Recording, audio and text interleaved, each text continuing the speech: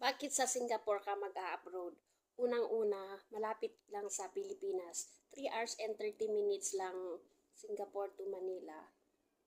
Pangalawa, ang linis. Numangha talaga ako nung unang dating ko dito kasi ang ganda-ganda. Tapos maganda yung landscaping nila.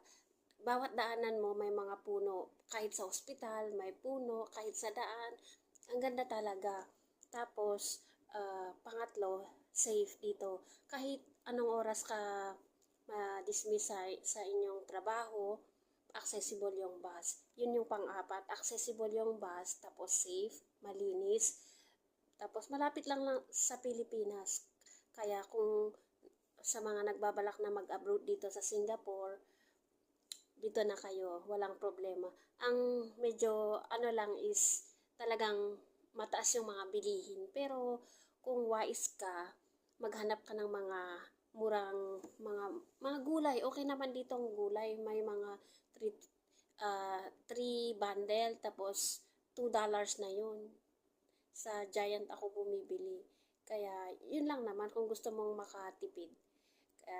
Ano pang hinihintay nyo? Dito na kayo sa Singapore. Sa bus stop, sobrang linis. Madisiplina kasi ang mga tao dito. Tapos, kapag nasa highway ka, tapos sila yung kusang mag-i-stop para ikaw ay dumaan.